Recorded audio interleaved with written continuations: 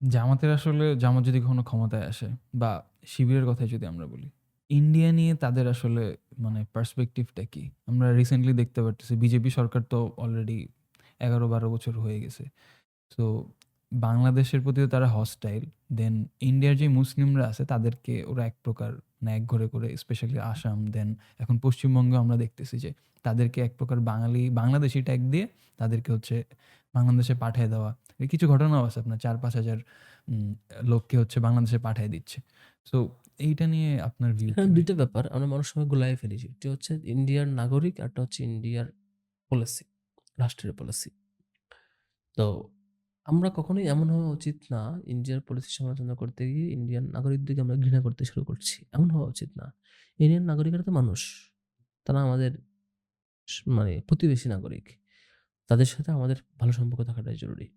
নাগরিকদের সাথে সদ্ভাব থাকা জরুরি। তার বিজনেস আমার বিজনেসের সাথে কানেক্টেড থাকবে। তার আ কাজ আমার কাজের সাথে কানেক্টেড থাকবে। তার সাথে আমার ইন্টারেকশন হবে, আন্তরিকতা থাকবে, একে অপরের বিপদে কোঅপারেট করবে। এটা খুবই স্বাভাবিক। মুশকিলটা বাধে কোথায়? মুশকিলটা বাধে হচ্ছে রাষ্ট্রের পলিসি নিয়ে। তার পলিসি আমার পানি নিয়ে টান দেয়। তার পলিসি আমার ফরেন পলিসিতে আঘাত করে। তার পলিসি আ আমার খুনিকে আশ্রয় দেয়। আমার দেশের সবচেয়ে প্রাইম খুনিকে তার দেশে আশ্রয় দেয়। তার পলিসি আমার বিজনেসকে কন্ট্রোল করে। আমার পাটকল, জুট মিল, হ্যাঁ? আমার চিনি কল ধ্বংস করে দেয়। তার পলিসি আমার আ এরকম বিভিন্ন শিল্প কলকারখানাকে ধ্বংস করে দেয়। এরকম যদি হয়, এই জায়গায় আমি সতর্ক থাকব। এই জায়গায় আমি খুবই সতর্কতার সাথে রাষ্ট্র যেটা করতে পারে বাংলাদেশ সরকার বা জামাত যেটা চিন্তা করে আমার যতদূর আমি বুঝছি সেটি হচ্ছে আ তাদের সাথে যেখানে সৌহার্দ্যপূর্ণ সম্পর্ক নাগরিক জায়গা থেকে প্রতিবেশী রাষ্ট্র হিসাবে সেখানে থাকবে। যেখানে খুব উইন-উইন জায়গা থাকবে যে তার এবং আমার ২ টা রাষ্ট্রের মধ্যে যে ডিলিংস থাকা দরকার সেটি থাকবে নিশ্চয়ই। তবে আরেকটা রাষ্ট্র সেটা যেই হোক না কেন সেটা নট নেসেসারি পাশে থাকতে হবে যে আরেকটা রাষ্ট্র আমার বিজনেসকে হ্যাম্পার করবে, আমার দেশের ফরেন পলিসিকে সে মানে প্রেসক্রাইব করার চেষ্টা করবে, আমার খনিকে আশ্রয় দেবে কিংবা আমাদের ইকোনমিক সিস্টেমকে কোলাপস করার জন্য তারা থাকবে। এই জিনিসটা তো নিশ্চয়ই মেনে নেওয়ার সুযোগ নাই। আবার এটাও সত্য আপনার চারপাশে ৩ পাশে সারাউন্ডেড একটা রাষ্ট্র, তার সাথে ভালো সম্পর্কের মধ্য দিয়েই তিনি যেমন বেড়ে উঠবেন, আপনিও বেড়ে উঠবেন। এটা সত্য।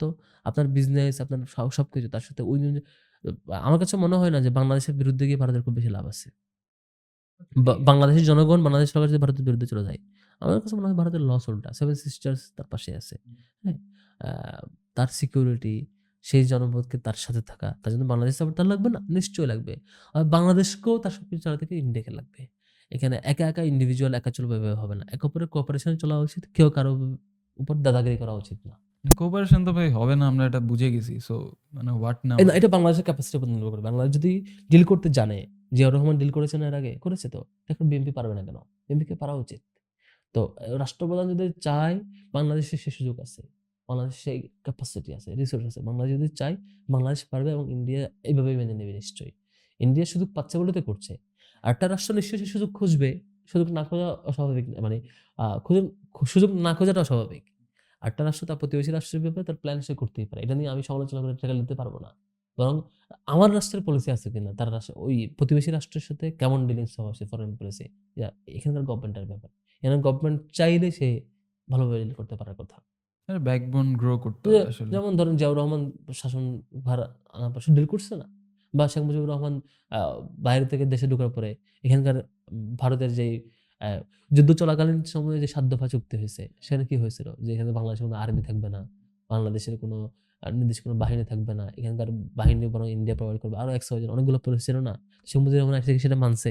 মানে নাই। বরং মুহূর্তের মধ্যে আল্টিমেটাম তাদেরকে পাঠায় দিছে। গাটস ছিল সে পারছে। জিয়াউর রহমান এসে কি খুব ভালোভাবে ডিল করছে না? সেন্ট মার্টিনের ইস্যুস, সীমান্তের ইস্যু জিয়াউর রহমান খুব সুষ্ঠুভাবে ডিল করছে তো। তো যে শাসক চেষ্টা করছে যেটুকু ডিল করার। আবার যে শাসক যেটুকু ডিল করতে পারে নাই, পারে নাই।